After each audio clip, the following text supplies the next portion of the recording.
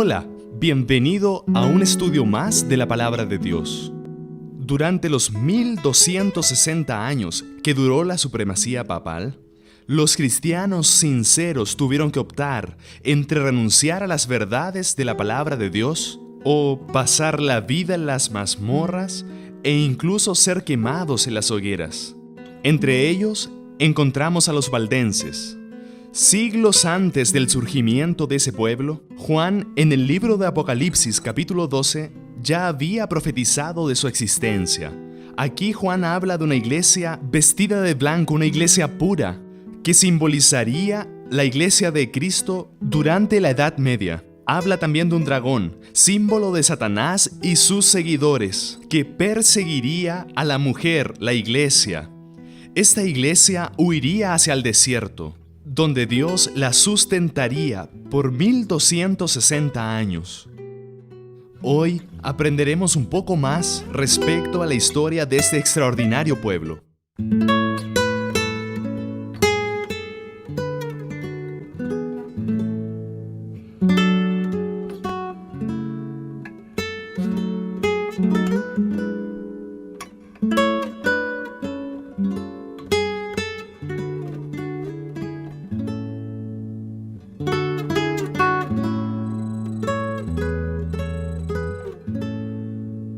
Al intentar imponer la religión y sus prácticas, la Iglesia romana encontró mayor oposición en sus propias tierras, donde había afirmado su poderío, aquí en Italia. El pueblo valdense, durante un periodo de más o menos 1000 años, estuvo resistiendo la influencia romana y creyendo en la verdad eterna de la palabra de Dios. En escuelas como estas, desde niños ellos eran enseñados a aprender de la palabra de Dios y a vivir de acuerdo con sus reglas. Un pueblo simple, humilde, que creía en Dios y en su palabra y buscaban servirlo de todo corazón.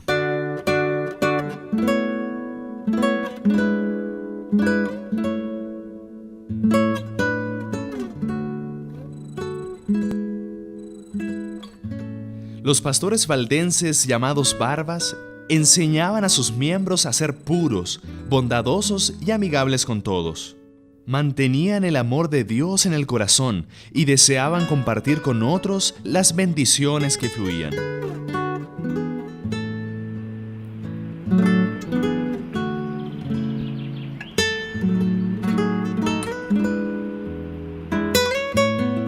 Pastor, ¿cómo era la educación de los jóvenes valdenses? La educación o formación de los predicadores, porque esta era una escuela de predicadores valdenses, era muy interesante. No tenían todos los libros de teología, de historia y otras cosas como las que usamos hoy. El libro básico era solo la palabra de Dios. Y ellos, en este caso, venían aquí por 4 inviernos y se quedaban aquí en este lugar sin salir, estudiando la palabra de Dios y preparándose para predicar el Evangelio en otros lugares. Transcurridos estos 4 inviernos, permanecían por 1 año en un lugar distante consagrándose para asumir el perfil de un verdadero ministro o predicador. Entonces era ordenado y enviado a los lugares más difíciles para predicar el Evangelio, y su trabajo como predicador era vitalicio. Él continuaba predicando la fe valdense hasta que sus energías se agotaran por la edad o enfermedad o hasta ser martirizado. Pero para ellos, este era un trabajo vitalicio, y mientras tuvieran energía, ellos continuaban predicando la palabra de Dios.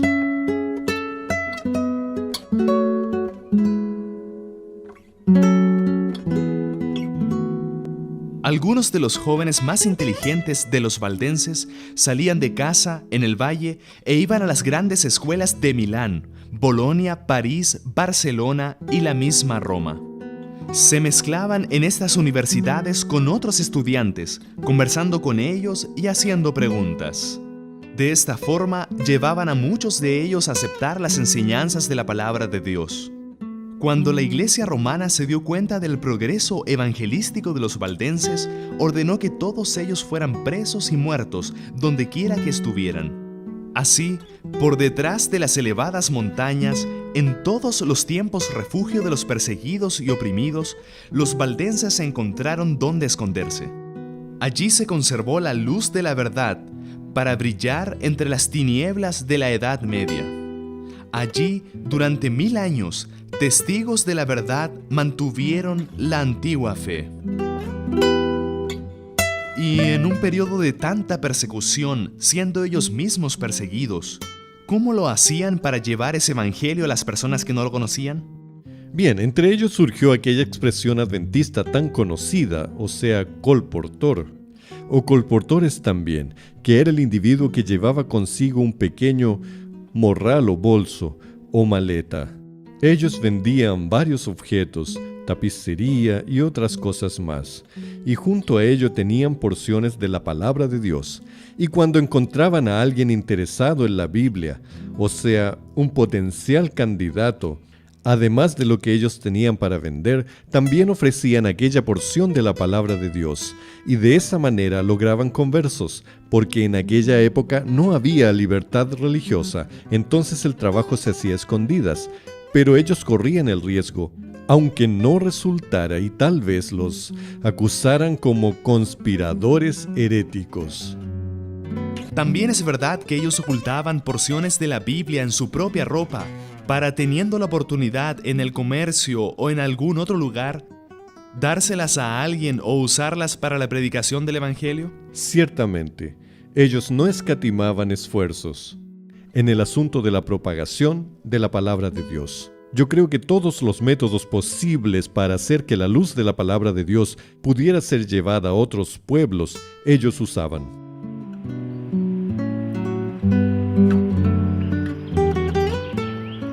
Los misioneros valdenses estaban invadiendo el reino de Satanás.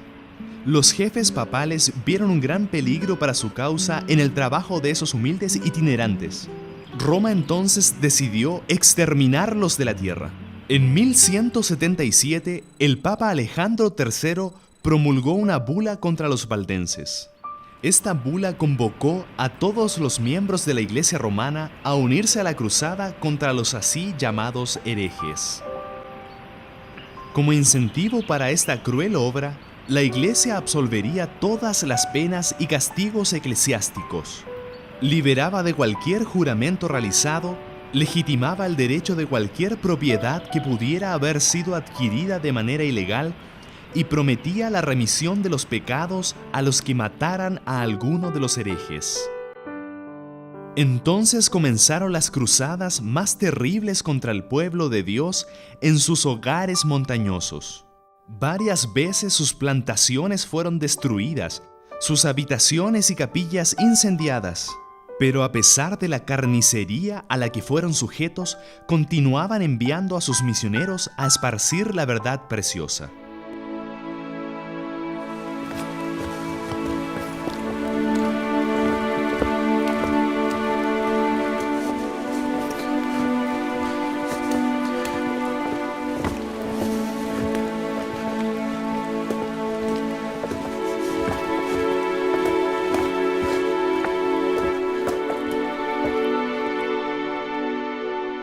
Durante el periodo de persecución, a los fieles hijos de Dios, muchos de ellos de los valdenses, encontraron aquí en esta caverna abrigo y protección y un local para adorar a su Dios verdadero.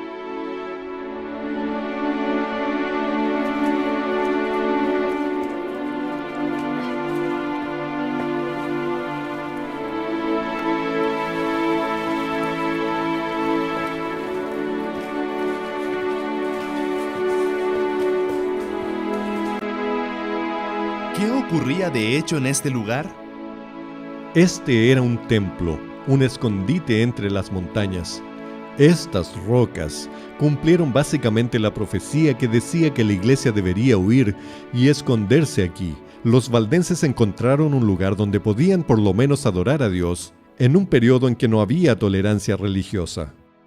Uno de los incidentes más trágicos de la historia valdense fue cuando los inquisidores vinieron a este lugar y con un gran deseo de exterminar a los valdenses, cerraron la entrada de esta gruta de forma que ellos no pudieran salir. Entonces después pusieron fuego en antorchas y otros objetos y los lanzaron por esta abertura hacia abajo. Y todos los valdenses que estaban refugiados aquí murieron asfixiados.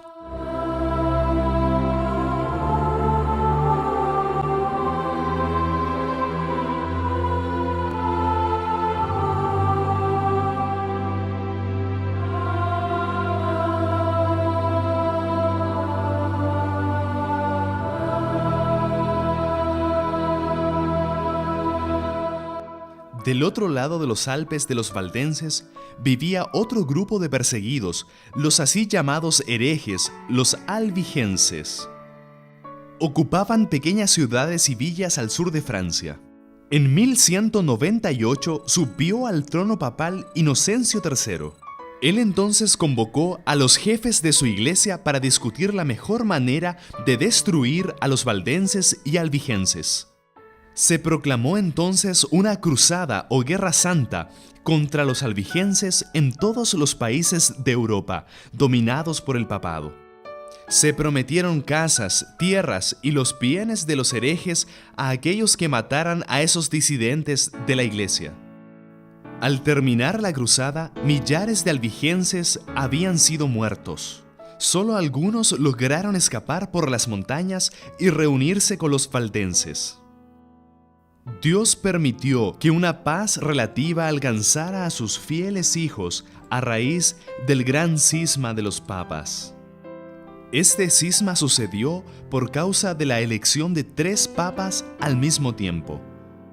Juan XXIII en Pisa, en Italia, Benedicto XIII de Aviñón y Clemente XII de Roma. El problema del cisma solo fue resuelto en el Concilio de Constanza, en Alemania, cuando el día 11 de noviembre de 1417, Odo Colonna fue elegido papa y recibió el nombre de Martín V. Reiteradas veces, la persecución regresaba. Uno de estos perseguidores, un capitán llamado Lapalus, dirigió a sus soldados contra los valdenses en el lado francés de los Alpes. Los valdenses vieron que Lapalus tenía 20 veces más soldados que ellos.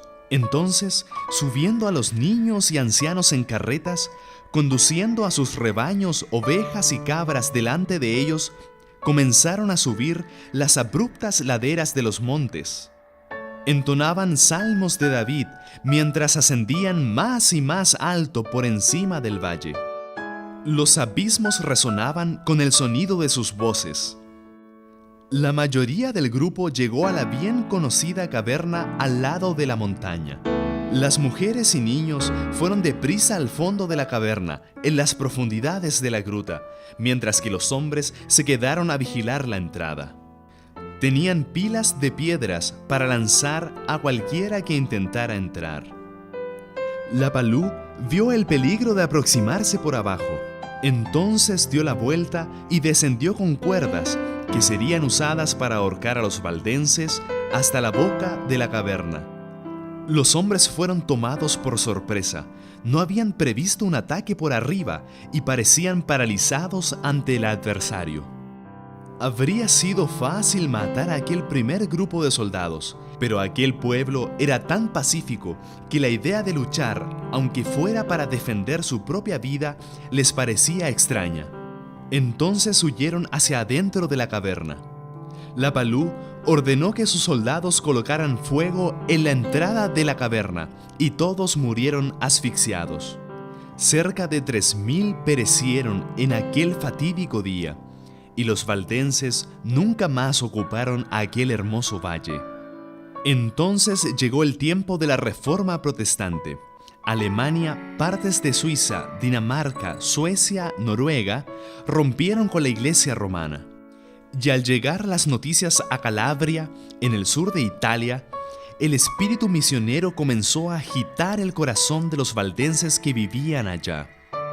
Apenas podían creer que ahora pudieran predicar libremente el verdadero evangelio de Jesucristo. Estaban convencidos que tenían el deber de enseñar al pueblo que vivía en las ciudades vecinas respecto al amor de Jesús, y escribieron cartas a la iglesia madre en los Alpes para que les enviaran pastores. Y aquí en medio de estas montañas era el abrigo donde ellos se defendían. Sin embargo, aquí ellos aprendían del amor de Dios al estar en medio de la naturaleza. Así es. La señora White dice que el contacto con la naturaleza genera un efecto espiritual, podríamos decir también psicológico apropiado. En la majestad de estas montañas, ellos encontraron no solo refugio, sino también una noción más clara del poder de Dios, la majestad de Dios. Y no podemos olvidar que la naturaleza es una de las formas de revelación de Dios. Por lo tanto, tenían la palabra de Dios como su compromiso básico y la naturaleza como un complemento, porque la naturaleza también revela el amor y la majestad de Dios.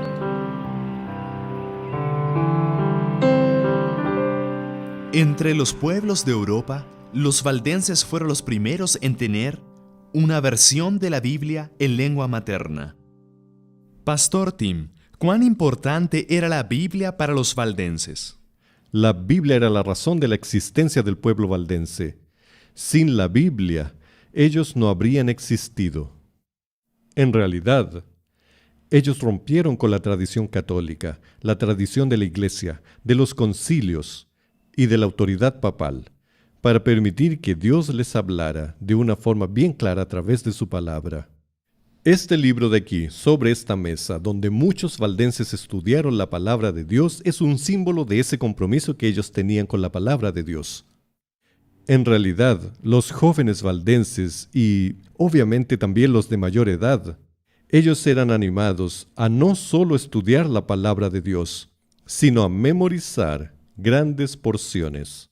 Muchos de ellos sabían de memoria los 4 evangelios, así como las epístolas. Y, obviamente, como tener Biblia era tan raro en aquella época, de tan difícil acceso, y además eran perseguidos, ellos tenían que memorizar la palabra de Dios para que cuando estuvieran huyendo, o sin tener acceso a la palabra de Dios, ellos pudieran ser alimentados por la propia palabra de Dios memorizada. Y además, las enseñanzas de la Biblia eran tomadas en forma seria. Varias doctrinas que habían sido modificadas por el cristianismo postapostólico fueron restauradas por los valdenses. Ellos tenían un compromiso muy serio con la palabra. ¿Y por qué abandonaron ese compromiso? Aquí entra en escena un punto significativo, que es un proceso sociológico. Estudios sociológicos de la religión han demostrado que normalmente en el segundo siglo de existencia de un movimiento religioso, después que fallecieron los pioneros y aquellos que conocieron a los pioneros, ese movimiento termina perdiendo su identidad, siendo reabsorbido por la misma cultura que originalmente quería reformar. En el caso de los valdenses, ellos consiguieron preservar su identidad por un periodo mayor debido a la persecución. La propia persecución que los ponía en dificultades hacía que ellos mantuvieran encendida la antorcha de su compromiso con la verdad. Pero llegó un tiempo en el cual la libertad comenzó a surgir, y la misma libertad de culto que por un lado les daba la oportunidad de servir a Dios mejor, por otro lado, terminó causando que la religión fuera muy libre, sin la dificultad de pagar un precio. Y en el año 1532, los valdenses adhirieron oficialmente a la Reforma protestante. Y junto con la propia Reforma, ellos también fueron entrando en un proceso que se denomina culturización, o sea, reabsorbidos por la cultura o entonces presos a la tradición religiosa de los tiempos. ¿Y qué podemos hacer nosotros para no incurrir en el mismo error que ellos? Yo creo que este lugar donde estamos, o sea, aquí en el colegio de Barba, que era una de las varias escuelas valdenses de aquí, es el símbolo de un lugar donde ambiente y esta mesa eran utilizadas para estudiar la palabra de Dios. Pero hoy no vemos a nadie más estudiando aquí. Estas no son sino ruinas. Es un monumento. El gran riesgo que corremos como iglesia es pasar por este ciclo de ánimo y entusiasmo de un movimiento para después irnos institucionalizando y finalmente acabar cayendo en una tradición y secularizarnos. Entonces entramos en aquello que se llama la iglesia de los monumentos, donde la historia es importante, pero ya no hay más vigor espiritual. No podemos, bajo ninguna hipótesis, permitir que eso ocurra con nosotros como iglesia y como pueblo del advenimiento, donde finalmente nuestros seminarios teológicos, nuestras iglesias, no sean simplemente museos que cuenten una bella y brillante historia del pasado, pero que no tiene vitalidad presente. Tenemos que evitar la pérdida de identidad, y eso solo puede suceder con una cosa: si nos mantenemos en constante apego a la palabra de Dios, buscando nueva luz y sin contentarnos con la luz que ya tenemos que buscar nueva luz. Y un segundo punto es mantener el énfasis, el vigor evangelístico, o sea, predicar. Nuestra misión no ha terminado en el mundo y ni comprendemos completamente la palabra de Dios. Por lo tanto, siempre debemos buscar nueva luz de la palabra de Dios y proclamarla a los confines de la tierra, cumpliendo así nuestra misión. Yo creo que si estos dos factores, sumados a la dedicación a Dios a través de la Biblia y de la oración, yo creo que podemos sobrevivir a esa tendencia, como mencioné, de culturización de la fe.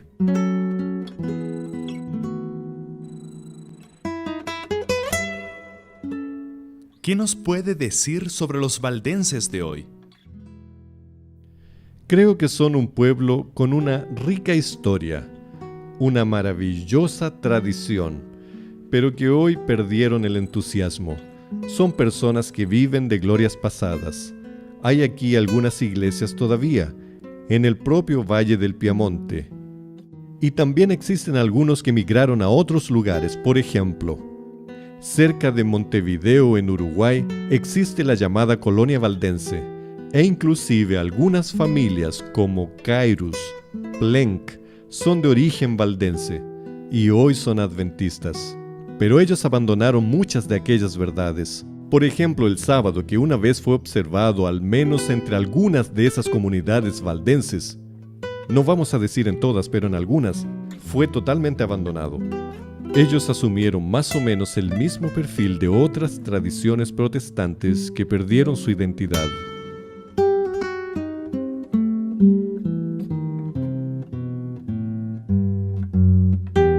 La única forma de evitar el secularismo religioso es buscar nueva luz en la palabra de Dios cada día y mantener el vigor evangelístico.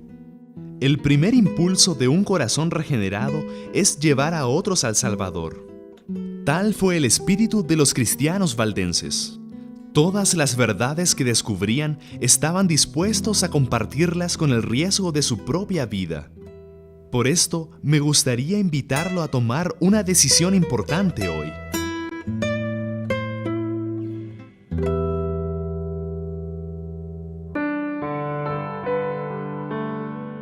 Mi decisión es, después de conocer el extraordinario ejemplo del pueblo valdense, que por amor a Dios y a su palabra estuvieron dispuestos a perder todo para ganar a Cristo, deseo, por la gracia de Dios, ser fiel en todas las circunstancias y compartir la verdad con aquellos que aún no la conocen.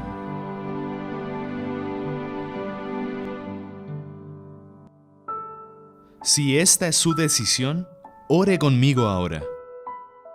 Bondadoso Dios y Padre, ayúdanos a tener la fidelidad y la fe del pueblo valdense. Ayúdanos incluso en tiempo de pruebas a permanecer del lado de la verdad y así cumplir tu voluntad.